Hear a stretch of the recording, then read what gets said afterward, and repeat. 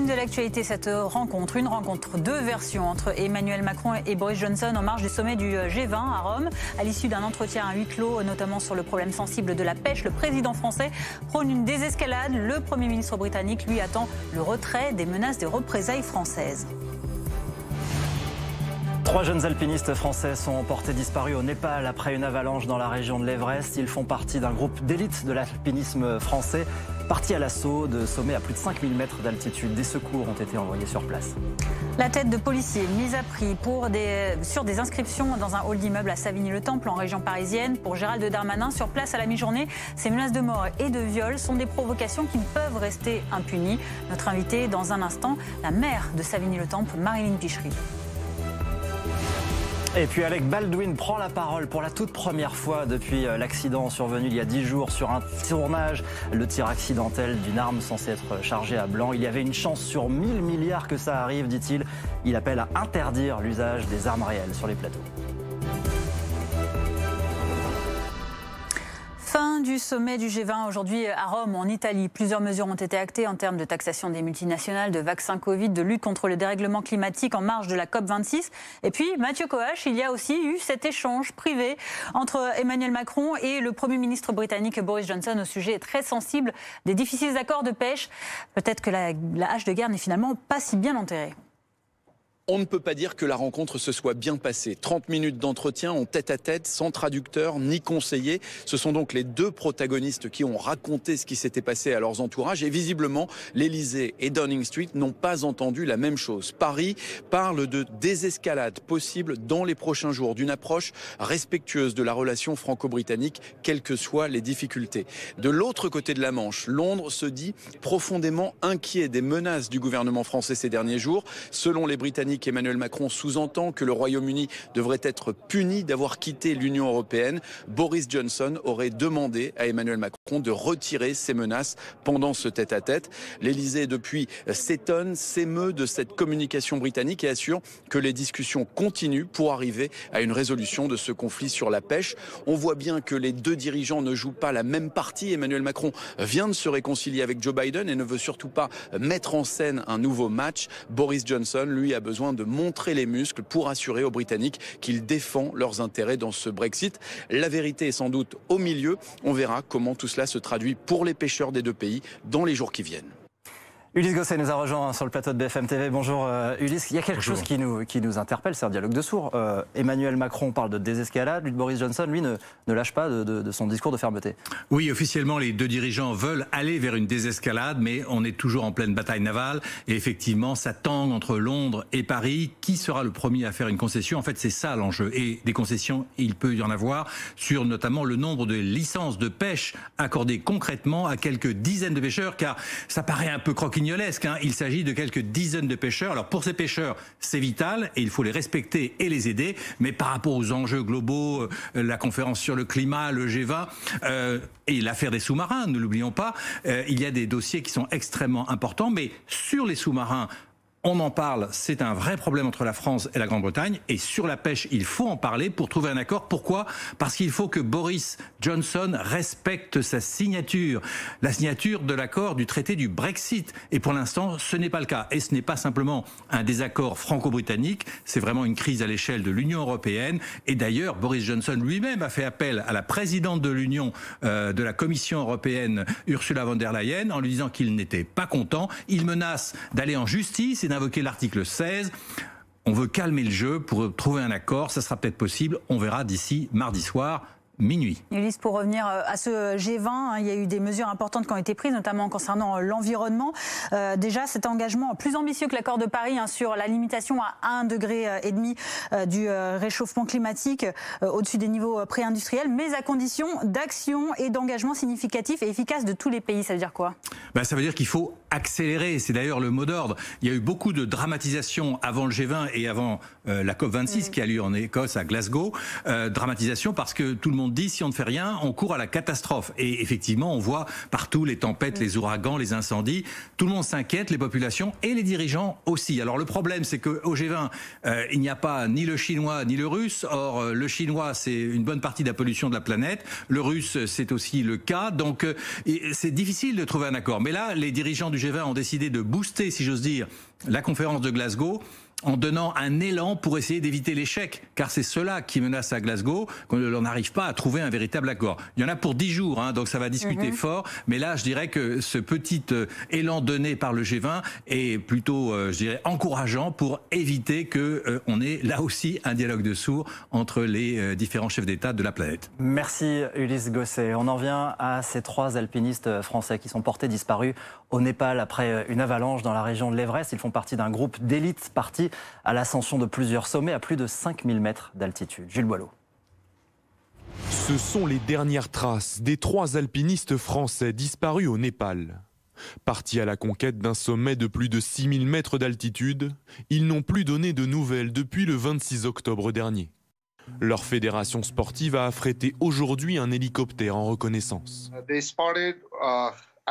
L'équipe de sauvetage a repéré une avalanche près de la montagne, à près de 6000 mètres d'altitude. Ils ont essayé de regarder autour et ils ont vu des affaires, des tentes, des sacs, mais ils n'ont repéré aucun signe de vie. Sur place, les membres de l'équipage photographient des traces de pas dans la neige. La zone est escarpée, très difficile d'accès à pied. Ce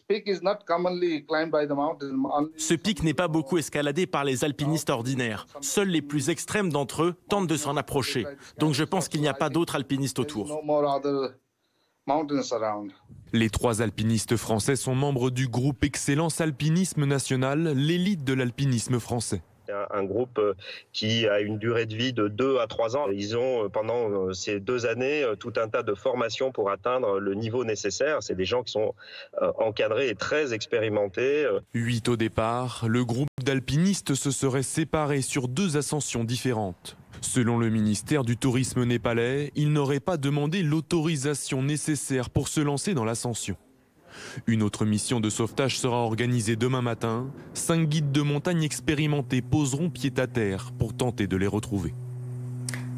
L'actualité en France à présent avec cette visite de Gérald Darmanin à Savigny-le-Temple en région parisienne. Des graffitis inscrits sur le mur d'un immeuble de la commune de Seine-et-Marne appellent à des actes de violence à l'encontre de policiers, appellent au meurtre, au viol contre des primes. Le ministre de l'Intérieur était sur place tout à l'heure.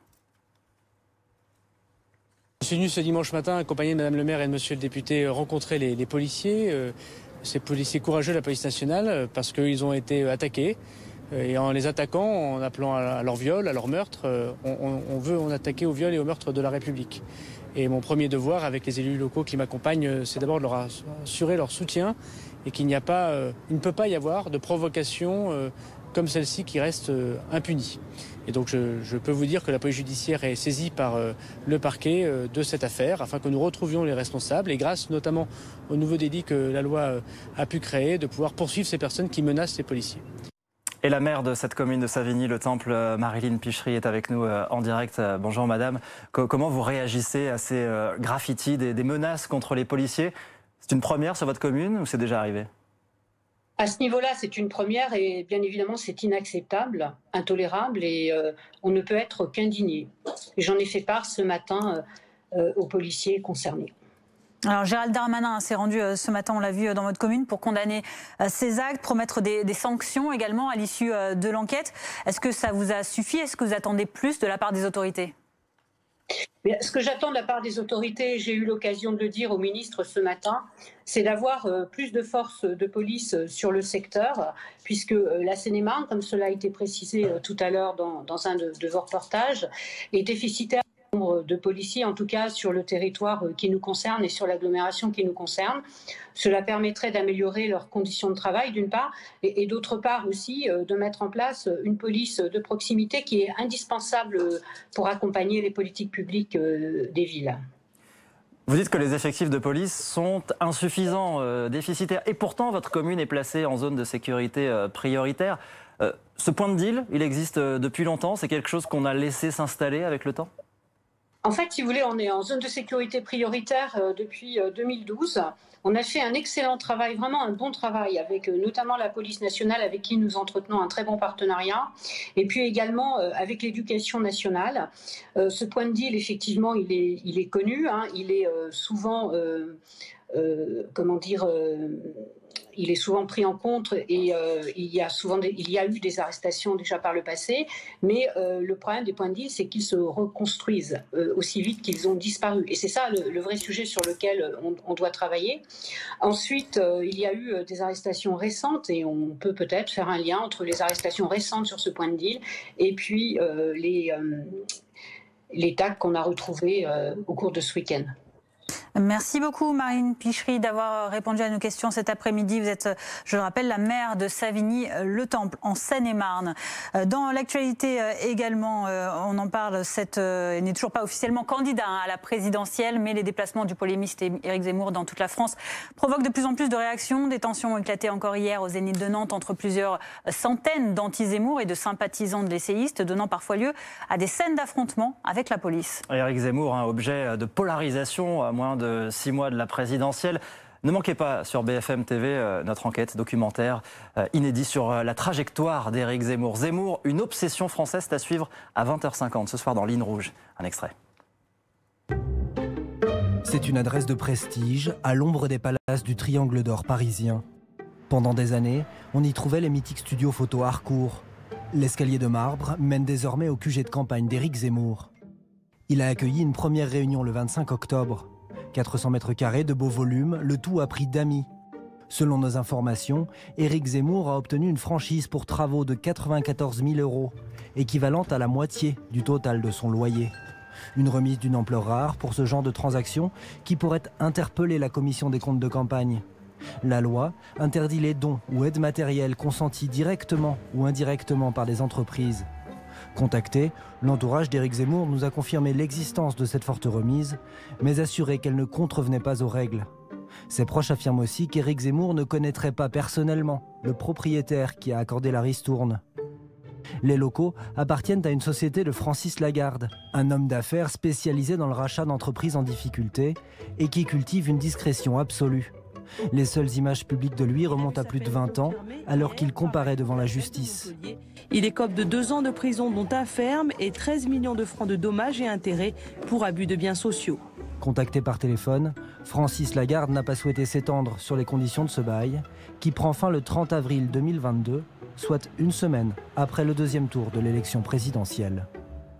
Restez avec nous dans un instant sur BFM TV. La première déclaration d'Alec Baldwin devant les caméras de télé depuis le drame survenu sur son tournage du film Rust. L'acteur et producteur annonce l'arrêt du tournage western.